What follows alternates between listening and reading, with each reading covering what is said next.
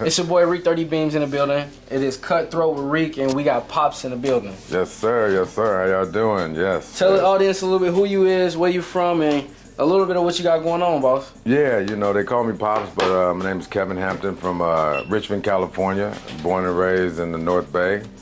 You know, came to Houston. Yeah, the Bay. I mean, came to Houston in 2015, 16, and to be honest with you, man, just fell in love with the folks here, the people here. Okay. The color of success, you know what I mean? Okay, so I got some folks that is from the Bay Area. So what's the specific part, or like what's something in the Bay Area you could say that a lot of people from the Bay know? Yeah, I'm from the jewel of the Bay, Richmond, California. They say where you know, say Richmond got the bodies and Oakland got the faces, right? Right. You know what I'm saying? A lot of gangsters came from Oakland, but a lot of the pimps came from Richmond. Real talks, you know what I mean? And I just, growing up there and understanding that, you know, before Martin Luther King did his thing in the 60s, right? North Richmond, where my mother and father are both raised, not born, but raised, and you know, they had gambling shacks, they had clubs, you know what I mean? It's a trip to see it back in the day. It was going down, you know? Right. And so, but no, I'm from Richmond, California, man. It's the last city right before you go to Marin. Okay. And it's right there. Right now, it's just, you know, it's still, and unfortunately in 1996, we were the second murder capital in the United States. Man. So it was going crazy out there during that time, you know? And in 2004, we had problems, but it's bounced back a lot. It's bounced back a lot, yeah. Right, no, and see, like I said, I know a couple people that is from the Bay, man. And I heard how treacherous it is out there, man. It's crazy. Yeah, I mean, crazy out there. It do. I mean, the last 10 years, man, it's like a ghost town in our communities, you know?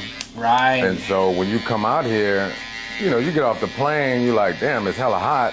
But then you get to certain areas, you're like, damn, look at all these black folks. Right. And then you go into a store and it's owned by black folks. You go into a restaurant, you know what I mean? And everybody getting along, you know what I mean? And so for me, it was just one of them things. I think it has a lot to do with the fact that they can get away with a lot of stuff, you know? Right. You realize, you know, the gun laws, right? You can't freely have guns in the Bay Area or California, right? Right. But all the gangsters do. Right. You know what I'm saying? So yeah, it will go down. And what I learned about Houston, which I like, is like an armed society is a polite society. You know what I'm saying? Hey, no, that's... You just don't know, you know what I'm saying? That's so true. Yeah. If it's one thing I learned about Texas is you know, don't mess with everybody when you're in Texas. Yeah, because you just don't know. You don't know. You just don't know. I was telling people about Richmond, California. I told them like in 2013, we went from 28% African Americans down to 19%. So the reality is that our whole black population in Richmond, California is being lost. We're dissipating. So when you talk about the black community and the strength of the black community, strength are in numbers. If you don't have the numbers, you don't have any strength. Strength, exactly. So, but then that's very true. Yeah, but when you look at your roots, my grandfather, he came from Mississippi. You know what I'm saying? My grandmother, she was from Dallas, Texas. A lot of people migrated from the South to the West, you know, during World War I. So during that time, that's when you had the explosion of a lot of black families in the Bay Area. And I'm telling a lot of people, they're like, look, sometimes it's time to know when it's time to go home. To go home, yep. Time to go home, you know what I mean? Just leave all that bullshit there and come here, you know what I'm saying? Come back here. But I tell you, you know, Texas ain't going for it anyway. At all. So the Bay is cool. The Bay is cool. Now, where are you from originally? So I'm originally from Chicago, south side of Chicago. Oh, okay. Yeah, you can talk about craziness. Yeah, man. I mean, we got a lot of similar lights. That's why, you know, I can relate to a lot of the stuff that you were just saying, especially with the city. Because there's a lot of stuff going on in my city, as you know. Right. Put the bad rep or put the name on what it is, but in reality, Chicago, one of the most beautiful cities in the world. Like, yeah. You go there, it's so beautiful. The food is beautiful. Nah, same way it is out here with Texas though. Don't mess with nobody out there in Chicago. I ain't gonna lie to you. But But on the bright side, though, it's a beautiful city, and it's a place that you can always have fun. You can go sightseeing, you can go see things, and people that is welcoming as well when you go downtown. Got you. That's what I heard. That they call it the Windy City. Then like when it was, you know, the wind chill factor is below zero. Like, how did y'all do it? Y'all just got along with it, or? Man, yeah, you just gotta put a coat on, put like 2 or 3 on. You know, Man. As crazy as it sounds, but you know, you just gotta do it, and just do what you gotta do in the city. Get used to it, huh? Mm-hmm. That's what I tell people about Texas, though. You get used to the heat. You get used to the heat, yeah. Yeah, I mean, well, you get used to tolerating the heat. How about that? Right. You can't. It's really hard to get used to anything that's so abrasive, but you get used to learning how to tolerate it. You know. Right, and my cousin was just out here from Chicago yesterday. We was at my other little cousin's graduation, right? Mm-hmm. And she said I could never move here to Texas, and then she said I don't think I'll visit back because of this heat. Yeah. I'm like, man, you crazy, Crazy. cuz. Yeah, like, yeah, this ain't even as bad as... You know, we get this hot sometimes in Chicago, but rarely. Like, it's really rarely we really you'll see us in, like, the hundreds. Right. But it's not that bad right now for her to be complaining. Yeah. I'm like, wow, you crazy. You ain't even seen the worst, really.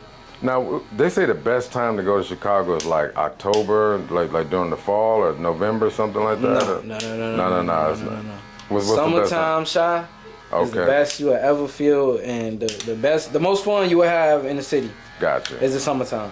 Like with us, so Richmond, we didn't have a team, but the Bay Area is like we had 2 dominating teams, and I know probably everybody knows this. You got the Raiders and the 49ers. Right. And people don't realize the rivalry that went down from just 2 teams across the Bay. Okay. And, you know, Oakland represented more of the middle class, lower income person, right? Right. And 49ers represented the middle income to the higher, you know, to the elite status, right? Right. And man, when they would that's get how together, it seemed, too. yeah, and it's real talk. Like when when you're young, you don't really understand that. it, yep. But as you get older, you see it.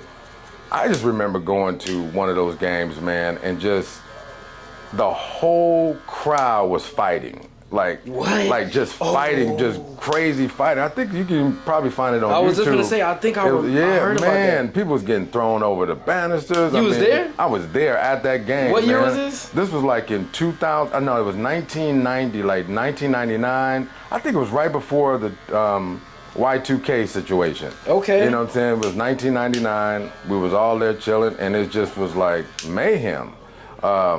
You know, and that's what kind of soured me on really going to NFL games was that game, man, to just see, you know, a father and his son, they just watching the game and just people just, you know, beat his father up for no reason just because he had a jacket on. Like, it was really... Yeah, it was just really that bad. Yeah, it was really that bad, man. And it was like, enough is enough, y'all. Like, this makes no sense. It's just a football game. It's just a football game. You know what I mean? I played football. Crazy. Unaffordable. So, important question. If you had to go back to your 25-year-old self, right? Yes, sir. What is some advice you would give yourself? And also, what's some things you would tell yourself to do and not do to kind of be where you at right now? Right. Well, the number one thing is that I would definitely 100%, I would not listen to what my father said. That's the number one thing. Right, okay. Because I was fortunate enough to have Shout a out father Pops. shout out Pops, William Sterlington Hampton, he was the man. He gave me a lot of direction, as he gave a lot of people in the community direction. And it was just one of those things like this generation here is that I just felt like I knew better, you know what I mean? And he gave me some really good advice. He said, look, he said, forget 40 acres and a mule. 4 houses and a truck is equivalent to 40 acres and a mule. Right. Get you 4 houses, free and clear, and a truck, and you'll never in life have to worry about financial. But, you know, I didn't want to listen. I wanted to build houses. I wanted to build buildings. I wanted to go out and do something that was, you know, fresh, new, yeah. fun. Like people can, you know, just owning houses and renting them out, it seemed real boring, right? But if I can go back and do that again, man, I certainly would do that. And that just would have set me up in terms of having a base, a financial base that I can go out and do whatever I wanted to do, knowing that you got something to, you know, fall back on. Right. So I'm telling youngsters now, don't lose your base. Get your base, set your finances up, and then from there, build from there, but always keep your base.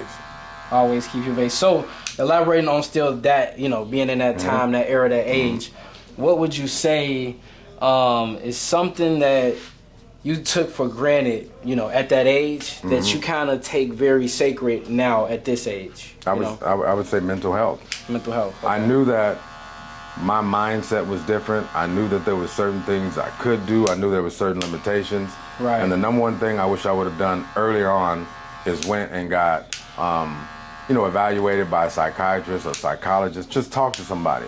Because in our community, we're always, you know, demonized for wanting to go talk to somebody or saying that we're crazy. But at 25, if I would have gotten the information that I got when I was 45, my life would have been a lot different. Right. Understanding who you are mentally and what category you're in or how you think, or that if you do think differently, that it's okay. Yeah, it's okay. That's just one thing I would tell myself, because going, you know, years and years of just knowing you're doing things different from other people and wondering if you're crazy or they're crazy. They crazy, it keeps you in the dark. It drives you crazy. Exactly. You know? So I'd say that to anyone out there, if you feeling different and you got some questions about why you think a certain way, don't be afraid to reach out to somebody in your community, a coach, a psychiatrist. Somebody. Yeah. Yep, somebody. I mean, I understand people talk to pastors and stuff, but I would say try to go a little bit. The pastor is great, but try to do a little something more than that. More than that, yeah. More than that. Just someone who can actually legitimately talk to you about why you think certain ways and why certain habits you have that others may not have. May not have, right, Yeah, exactly. Probably the other thing, I don't know, I would go back and evaluate it, but at 18, you know, I decided to marry real estate. You know, I said I'm gonna marry real estate and my kids are gonna be a bunch of properties. You know, and so now at 56, you know, I don't have any children, anything like that. Sometime I look back on it and say, was that the right decision? But most of the time I look at it and say, hell yeah, that was the right decision. Right. You know, badass kids. But also you realize that, you know, when you become an uncle or an elder, all the children in your community are yours, right? So some of us are just meant to take care of others. And I think that's, you know, that's an important thing to realize. If you are that person that was brought here to take care of others, be good at doing that. And don't beat yourself up if you don't have anything for yourself. For yourself, yeah. And because, you know, we all put here for a reason, you know? Yeah, exactly. And everybody's mission, everybody calling is different. And that's something that I had to learn too as well, you know, growing up, because again, with the platform we got now, and everybody always on social media, they wondering why I'm not getting this or why, you know, things ain't going my way, you know, like these other celebrities or other people, is because we comparing ourselves too much to other people. Right. Something with me is, you know, I've been working on this a lot lately too, is staying and tapped in with me. Yeah. You know, and not worrying too much about other people's lanes, because I got my own calling. Yeah. You know, I got my own focus. I got my own thing God put me on here to do. Yeah. And me worrying about the next person and showing envy rather than trying to learn more. Say, if you're gonna want to watch someone, that's right. That's just tearing me down. You know. It is. So I've been working a lot on that too, man, because there's a lot of that going on where, you know, people. They eating themselves up, man, because you just want to be this, you want to be that, but, you know, everything is God's speed. Everything is God's timing, you know? It is, and, you know, one thing that a wise person told me was that, you know, your life and what you aspire to is going to be driven by your morals and values. Mm-hmm. There's so many people out here that are trying to become multi-millionaires, but they come from very shallow financial backgrounds, meaning that, you know, their mother and father didn't have that type of money, right? And so when you don't come from that type of money, people don't realize, like, there's a strong responsibility that comes with having millions and millions of dollars. You know what I mean? That money comes from, a lot of that is attached to power. It's attached to political power, criminal power, you know, protection power, police officers, judges. And so just having that kind of money, you have to ask yourself why. What you gonna do with it? What exactly? What you gonna do with it? Right, good point. Yep. Right. As I tell youngsters all the time, you know, they keep talking about a meal ticket. Okay, when you get it, what you gonna do with it? What you gonna do with that meal ticket? So I say, okay, here's $1 million. What you gonna do with it? I'm gonna put it in the bank. I'm gonna invest it. Okay, how you gonna put it in the bank? Exactly. You gonna go down to Wells Fargo and tell them, like, okay, I got $1 million. I'm gonna put in the bank. What you think they're gonna do? They're not gonna open their account. No, they not. No. They're gonna call somebody. They're gonna start checking around. Yeah. Mm-hmm. But I tell them like this: why you broke if you go to Wells Fargo and you introduce yourself to the manager and you tell the manager, look, I only got $10 to open my account, but I guarantee you in a year I'm gonna have $1 million. Right. And you tell him your plan. If you come back to him 3 months, 4 months later, because your video went viral and you got $1 million, guess what? He gonna welcome you in, and he gonna connect you with all the things necessary to support your growth. Yes. So what I'm saying is that you gotta believe, you gotta know what you want in life before you start going out there and trying to attain it. Right. Because if you don't do that, you're gonna lose it. 9 times out of 10, you will lose it. You will. You will lose it. And life is about lessons, and we gonna learn and stuff, but still, man, having a plan is huge. So another big quote is failing to prepare is preparing to fail. That's right. That's another big thing that I live on, because if you're not prepared, That's right. And another one I love by is if you always do what you always done, you're gonna always get what you've always gotten. So you gotta change it up. The one thing I would say about this generation, and especially like in business, everybody wants it now. Right. Nobody wants to learn why things work the way they work. Right. How things work the way they work. Right. When I'm coaching young people, man, I can run anybody off when I say, okay, let's take some time to just do the numbers. Let's run the numbers. Let's go over the accounting. Let's go over the spreadsheets. Let's go over this. Let's go. Nobody wants to hear that. They just want to know what they got in their bank so they can go spend. Right. And I'm saying it's not going to last. It's not going to work. It's not going to work. It's not going to work.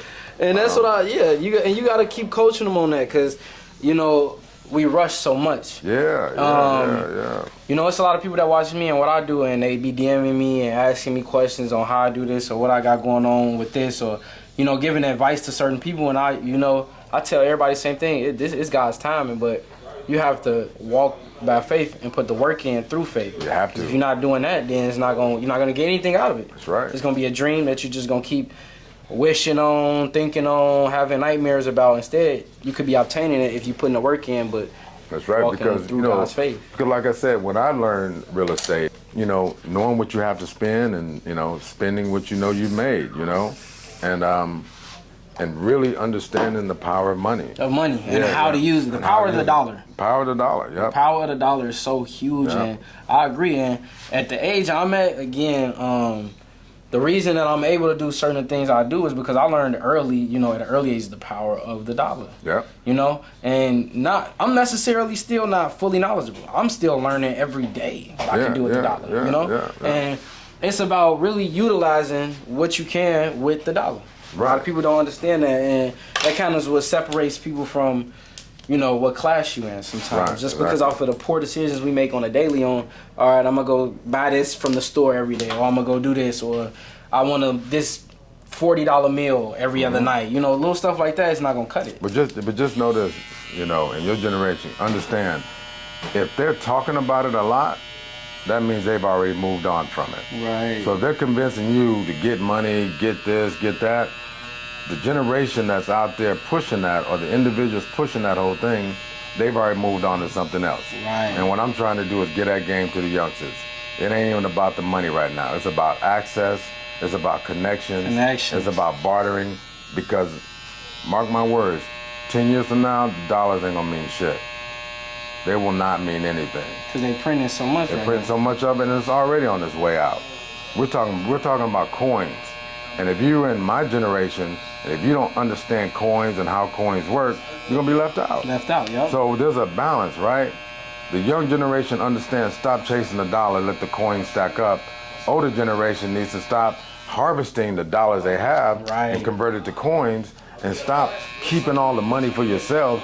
Give it to some youngsters, help youngsters grow and build. Yep. You know what I'm saying? Because our generation and our community is dying off. We don't have access. Yep. And those who have it are refusing to make it easy enough for others to have access to it. Right. You know what I'm saying? And so when you see a person running a small business and you have a trade or a skill, come down here and lend that trade and skill to this young man that's doing business. Right, exactly. You know what I'm saying? Because that right there will help the whole community grow, and that community will protect you. But you want to know what's the problem with that, and why it's not enough of that, is What's the crab in the barrel. Right. Too much of people not want to see other people higher than them, or they want to gatekeep a lot of information, which is okay. I understand, I respect certain people hustle, but like you said, if you know you in a position where you can help change somebody else's life, you should be able to do that willingly. And that's the reason we here as humans. Right. Is to help each other. All right, you know what I'm saying? I think, you know, they used to have the statement like the game is to be sold, not to be told. Right. But you know what I'm saying? The game right now is to be shown. Right. It's to be shown. That's You know what I'm saying? Show the game. Like, you know what I'm saying? And if someone does bubble up off your game, you know you gave him the game, so what you tripping off of? Right, you know exactly. You're going to get yours. Exactly. You know what I'm saying? You just got to be around the right one. Because, you know, God forbid, I know it's not, but if you were to be gone today, what was something that you want everybody, or let's say you want the people that know you, what do you want them to remember you by or remember you for? You know, first of all, thank you for asking that question. I mean, that's a really good question. Of course. You know, a lot of times when I'm driving in the car, I don't listen to a lot of music, so I think about, you know, different scenarios and answers like that. I just want people to know that, you know, my intentions have always been good. Yep. And, you know, the way I look at things, the way I do things may be different from a lot of other people, but that don't necessarily mean that I'm a bad person. Right. So, and, you know, growing up and doing things and people saying like, he cool, but he just seemed a little weird, he seemed to do things different, just understand it's okay. It's you know okay, what I mean? yeah. It's perfectly okay. So I would just want people to understand that I did everything trying to help others. My core has always been wanting to help people. So 10 years ago, I started a business called 3F Strategies. The 3 F's stand for flexibility, freedom, and fulfillment. So flexibility is movement, freedom is choice, fulfillment is purpose. And you know, as long as I have those things in my life, I'm able to move and do the things that I need to do. Okay. And I also try to help others and coaching others with these principles. Right. So I got 3F Strategies. I've also recently, you know, picked up an art. I enjoy and love doing epoxy, floor epoxy, wall epoxy. I know you do a lot with the man cave stuff too, right? Can you tell us a little bit more about that too? Man, you know, the man cave has just been just an awesome opportunity to work with men here in the community. There's a couple of brothers that I connected with that was doing some work with, you know, young men and older men in the community. I come from a place of learning about, you know, what it is to be a man and how to carry myself as a man. And in California, we were doing, working with men's circles. And so to connect with these brothers and just bring a space where men can just learn to be accountable, men can learn to just have a conversation without judgment in one place has just been awesome. And so we probably got 3 or 4 generations of men, and the old generation is learning from the young, and the young is learning from the old, and it's just like, it's just a place for us to share. Yeah, I had a wonderful time. Man, appreciate you too, Pops. It was good. Thank you, man. Appreciate y'all for tuning in with Cutthroat with REEK. We have Pops on the episode. Stay tuned for more, y'all. We got a lot of heat coming out. Sir. If you feel like